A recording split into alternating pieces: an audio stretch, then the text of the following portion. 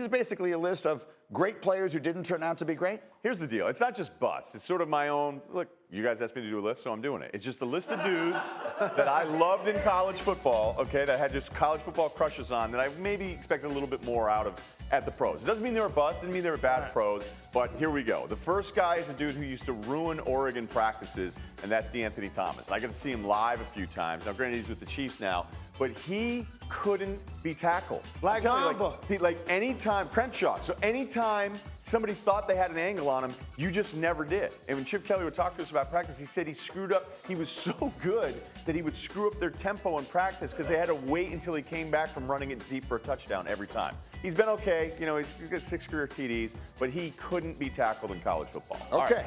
number 4. A lot of dreads on this list now that I'm looking at it. Speaking of dreads, Dexter McCluster, okay?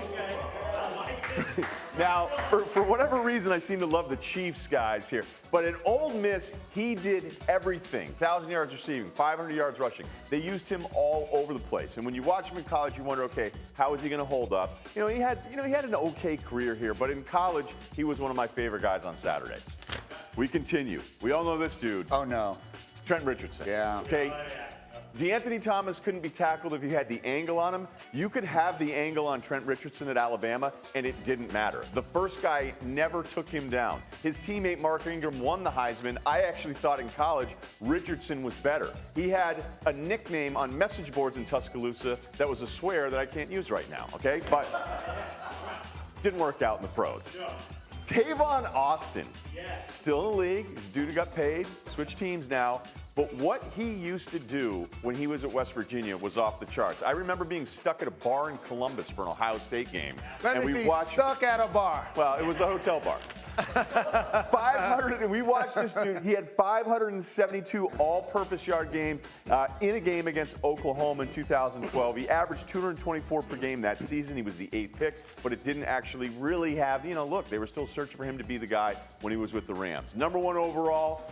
The greatest story ever, Peter Warrick at Florida State. This dude, now granted, 4th overall pick, had a nice little run with Cincinnati, but when he played for the Seminoles, he looked like a guy whose parents lied on the birth certificate to sign him up for a league. That's how special he was. He was one of my, I would say, maybe top 3 players to ever watch in college football. I just love getting Peter Warrick video up whenever I possibly can. That's a tremendous list, and I really like the concept of it. And what it makes me think is they're not bust, They're not bust. Maybe the guy in the middle. Well, Trent Richardson is a bust. I mean, realistically speaking. I'm trying to be nice. It's Thursday.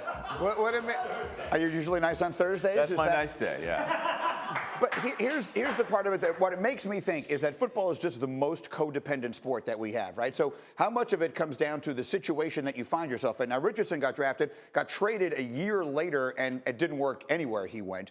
But in some cases, you look at guys like a guy like Tavon Austin. If he gets drafted into a different place where they utilize him maybe better and differently, maybe he does set the league on fire because he was supposed to be that guy. I remember when they first took him. You know what I think it says more than anything is that there are so many great athletes, high school, they get to college, they just find a way, let's get the football in their hands.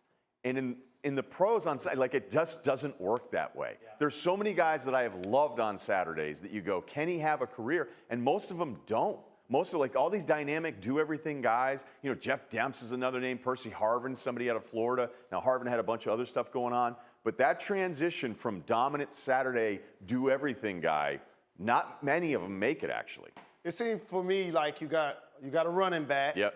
You got a guy that was like a receiver. Then you got a couple of slot guys. These are hybrid guys. Undersized receivers. Where are the quarterbacks? Yeah, right. Look, then we're going to start turning. It was going to be the same names all over again. You know what I'm saying? We got to get some quarterbacks on your list. Jeremiah Masoli. Maybe tomorrow we will do Ryan's list of the top 5 quarterbacks he thought were going to be great, who wound up being busts in the NFL. But that was awesome. Where's Thank you very Ryen much. Ryen Russillo's fundamental. Yeah, we were just trying to do something